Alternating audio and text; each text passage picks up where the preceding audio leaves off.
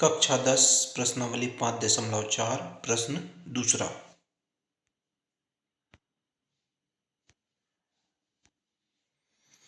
किसी एपी के तीसरे और सातवें पदों का योग 6 है और उनका गुणनफल 8 है। इस एपी के प्रथम 16 पदों का योग ज्ञात करो।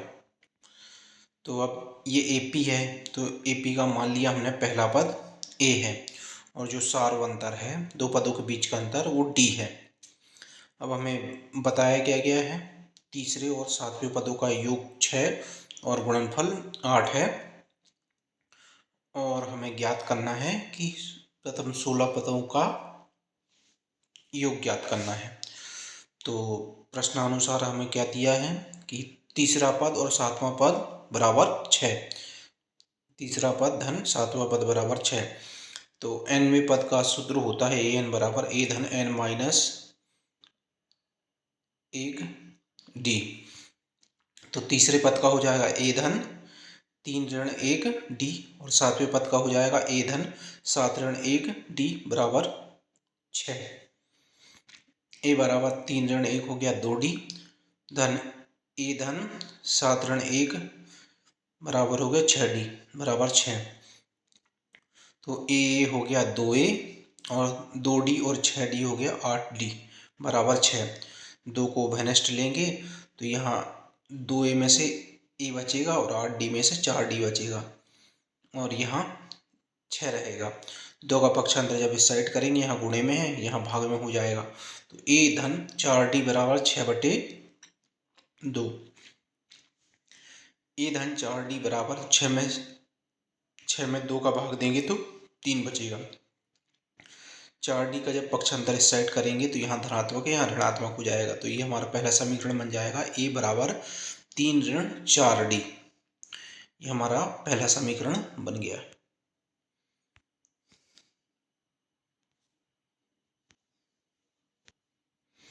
अब हमें और क्या दिया गया है, तीसरे और सातवें पदों का गुणनफल 8 है। तीसरा पद हो गया a धन 3 ऋण 1d और सातवां पद हो गया a धन 7 ऋण 1d बराबर 8।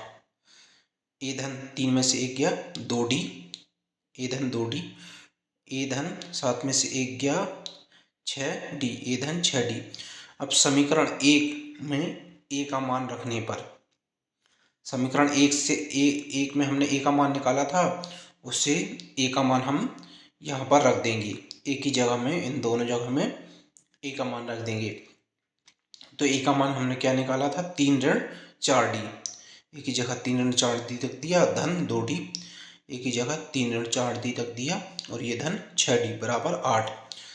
तो 3 ऋण 4d धन 2d, 3 ऋण 4d धन 2d। तो ऋण 4d और धन 2d विपरीत चिन्ह है तो घट जाएंगे। 4 में से 2 गया 2 बचा और चिन्ह लगेगा बड़ी संख्या का, तो ऋण का चिन्ह लग जाएगा। अब यहाँ पर भी विपरीत चिन्ह है इसलिए घट जाएंगे। तो ऋण 4 और धन 6 में से 4 गया 2 बचा और बड़ी संख्या 6 थी तो इसलिए धनात्मक चिन्ह आ जाएगा। तो यहाँ एक कोष्ठक में हो गया 3 ऋण 2d और यहाँ हो गया 3 धन 2d बराबर 8। तो ये एक सूत्र होता है a धन b और a ऋण b बराबर होता है a का वर्ग ऋण b का वर्ग। तो इसी प्रकार यहाँ यहाँ 3 ऋण 2d और 3 धन 2d है तो 3 का वर्ग ऋण 2d का वर्ग हो जाएगा। 3 का वर्ग होगा 9 और 2d का वर्ग हो जाएगा 4d का वर्ग बराबर 8। 4d का पक्षांतर इस साइड किया, यहाँ ऋणात्मक था यहाँ धनात्मक हो जाएगा। 8 का पक्षांतर इस साइड करेंगे, यहाँ धनात्मक है यहाँ ऋणात्मक हो जाएगा। 9 में से 8 गए 1 बचे, 1 बराबर 4d का वर्ग। अब 4 का पक्षांतर जब इस साइड करेंगे, यहाँ गुणे में हो रहा है यहाँ भाग में हो जाएगा। 1/4 बराबर d का वर्ग। अब दोनों पक्षों का वर्गमूल जब हम कर देंगे तो यहाँ हो जाएगा वर्गमूल 1/4 और d का वर्ग का जब वर्गमूल करेंगे तो वर्गमूल से वर्ग कट जाएगा और d बचेगा। अब 1/4 का वर्ग, 1/4 का वर्गमूल 1/2 होता है। धनात्मक और ऋणात्मक दोनों चीज़ें हो सकती है, तो d का मान धनात्मक भी हो सकता है और ऋणात्मक भी हो सकता है।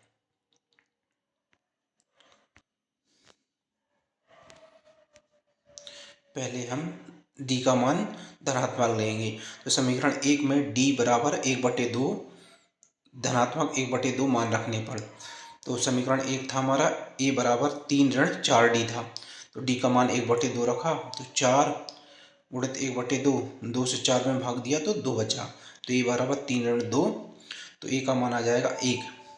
अब ए का मान आ गया और डी का मान भी हमने निकाल लिया, तो कुल जो 16 पदों का योग है वो निकाल लेते हैं। तो पदों का योग का सूत्र क्या होता है, एस एन बराबर n/2, 2a धन n ऋण 1 d। तो 16 पदों का निकालना है, तो एस 16 बराबर 16/2, 2 ए का मान 1 है और 16 ऋण 1 n का मान 16 हो गया और डी का मान 1/2। एस 16 बराबर 16 में से 16 में 2 का भाग देंगे तो 8 बचेगा, 2 गुणित 2 होगा और 16 में से 1 गया 15 और ये बटे 2 हो जाएगा। अब दोनों का लघुत्तम लेंगे तो 2 आएगा। अब 2 में यहाँ हार में 1 है तो 1 से भाग देंगे तो 2 ही आएगा। 2 गुणित 2 का गुणा अंश में करेंगे तो 4 आ जाएगा। ठीक, यहाँ पर भी लघुत्तम में 2 से आठ से भाग देंगे तो 1 आएगा, 1 का गुणा अंश में करेंगे 15 में तो 15 आएगा। तो ये 15 धन 4 ये 19 हो जाएगा। यहाँ पे 8 है, 8 में 2 से भाग देंगे तो ये 4 आ जाएगा। तो एस 16 बराबर हो जाएगा 4 गुणित 19। 19 का 4 में गुणा करने पे एस 16 का मान हमारा 76 आ गया।